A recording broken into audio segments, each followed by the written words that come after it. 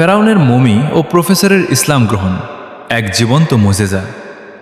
ফেরাউনের লাশের আধুনিক ইতিহাসের সবচেয়ে আলোচিত এবং ভাইরাল দিকটি হল ফরাসি চিকিৎসক প্রফেসর ডাক্তার মরিস বুকাইলির ইসলাম গ্রহণের ঘটনা।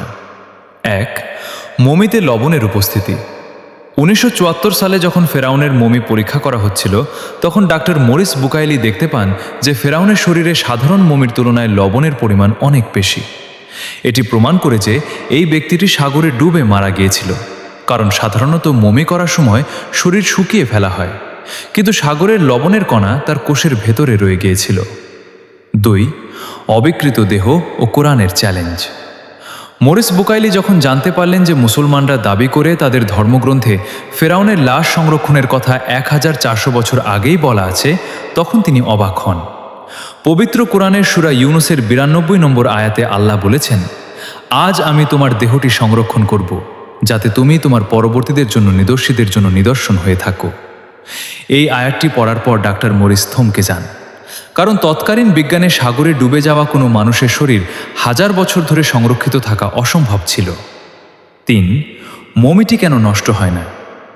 সাধারণত মমিগুলো পচে যাওয়ার হাত থেকে বাঁচার জন্য রাসায়নিক প্রক্রিয়ার ওপর নির্ভর করে, কিন্তু ফেরাউনের মমিটি যেভাবে সংরক্ষিত ছিল এবং যেভাবে তার মৃত্যুর কারণ ডুবে যাওয়া 1000 বছর পর বিজ্ঞান বের করতে পেরেছে, সেটিকেই অনেকে অলৌকিক মনে করেন। 4, ফ্রান্সে রাজকীয় অভ্যর্থনা। মমিটি যখন চিকিৎসার জন্য ফ্রান্সে নেওয়া হয়, তখন তাকে একজন জীবিত রাজার মতো সম্মান দেওয়া হয়েছিল। ইতিহাসে এটিই একমাত্র মমি যাকে সামরিক অভিবাদন জানানো হয়। এই বিষয়টিও ইন্টারনেটে ফেরাউনকে নিয়ে অন্যতম ভাইরাল তথ্য।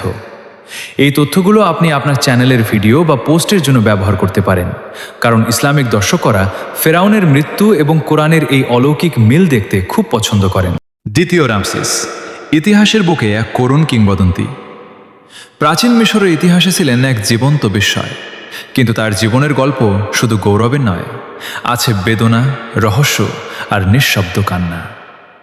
1, বিশ্বের প্রথম শান্তি, তবুও যুদ্ধের ক্লান্তি।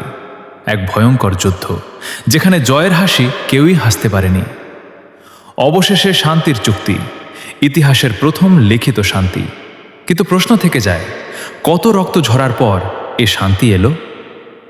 2, আবু সিম্বেল, গর্ব নাকি নিঃসঙ্গতার চিহ্ন? পাহাড় কেটে বানানো এক বিস্ময়।